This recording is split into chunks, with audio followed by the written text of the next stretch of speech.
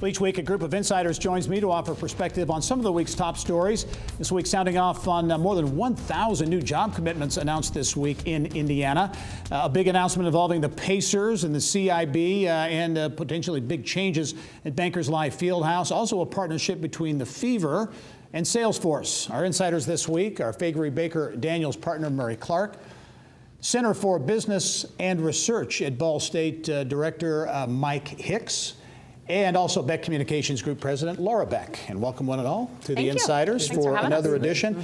Jobs, I think one of the big stories this week, to be sure, in Indiana. A flurry of jobs announcements, including some really big ones. Mike, Greenleaf investing $300 million plus in Shelbyville, planning to add as many as 460 jobs over the next 3 to 5 years. But then there are plans, they say, for, if all goes well, phase 2 and phase 3, which would mean more jobs, so a big commitment to Shelbyville. Right, and you kind of expect it there being in the metro area, but Shelbyville has got all the right mix for not only those jobs, but the follow-on jobs maybe in headquarters, R&D down the road. I think you're going to be talking a lot about Shelbyville on this show over the next few years. We want to talk about that in a moment. The Greenleaf deal is in the ag bioscience space, which is an emerging sector in the state of Indiana. The other big announcements, Zotec Partners in Carmel announcing a new headquarters and 300 jobs, essentially tripling its footprint there. And BC Forward is putting a new digital training center in Carmel, 300 jobs. So the announcements are fairly diverse in terms of the types of jobs. They are. They're diverse in types of the job, and they're also diverse in location. And I think that also speaks to the health of the commercial real estate sector, particularly in those suburban submarkets, because there isn't a lot of available land. There isn't a lot of available space, and there's available land, and they can really get in there. And then there's the construction jobs too that are associated with it. Murray, your take on this, because big announcements. Well, they're diverse, but really I think it shows the success of IEDC, Jim Schellinger, local leaders going after targeted growth areas like agribusiness, biosciences, advanced manufacturing and and really targeting new jobs to high wage, high skilled jobs, which is really great news for this area. And some statewide activity. And Murray, one of the announcements this week, a maritime company making an announcement, I think 50 or 60 jobs in New Albany near the Port of Indiana, Jeffersonville. And as you're well aware, that whole area down there, River Ridge Commerce Center and the Port of Indiana, and all of the activity from a distribution and logistics standpoint. Well, River Ridge, and we've talked about River Ridge, is a transformational development down there, and it continues to have great success. So kudos to River Ridge, but also to the local leaders and the legislative leaders down there that continue to do the things they need to advance that community. Yeah, Mike, I want to ask you about Shelbyville, because I know you have some thoughts as you look for that next, I don't want to say boom community, but community that really is maybe on the rise in terms of investment and jobs and the things they're doing. You think a lot of what they're doing down in Shelbyville. Well, they've gone through an intentional planning process where they examine themselves using real data.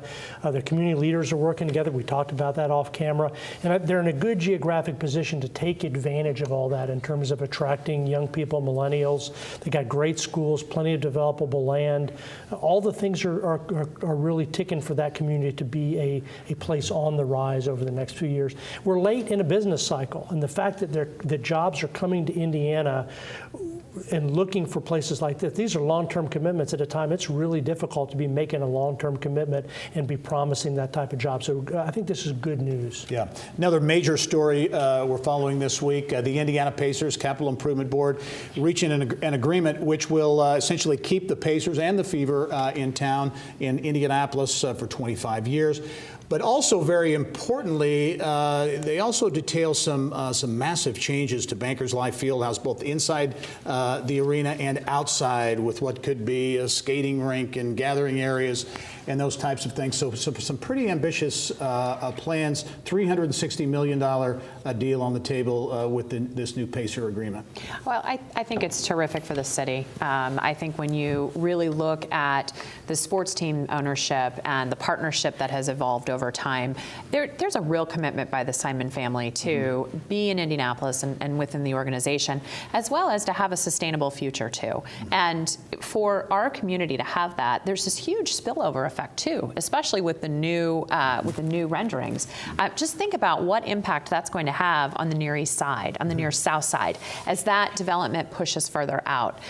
It really is, I hate to say transformational, but it really is for that part of town. It's going to be really exciting. And Murray, especially to add on to what Laura just said there, that Near East Side with Cummins and all the development you're seeing already there, and this one more piece that adds to development and what has been kind of an underdeveloped area really going to change.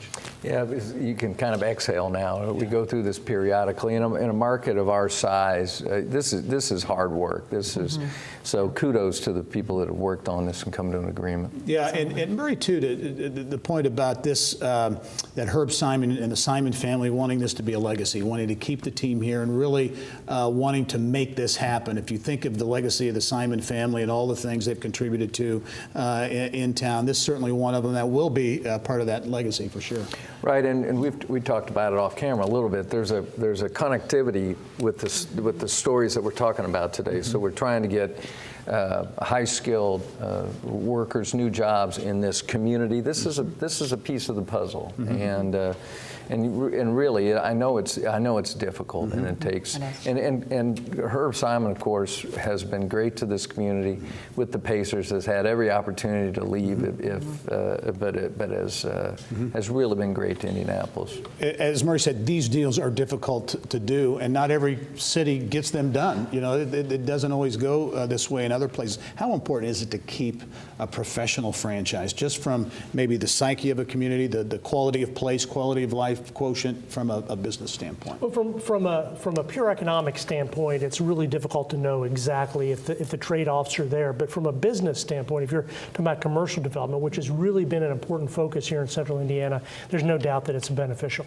And so the jobs in Shelbyville, the jobs in Carmel, the general growth that's happening in this urban place are connected to the other things we're talking about, the amenities. People are, the people that you want to attract, they can live anywhere in the country. They can live in Austin, San Francisco, Boston.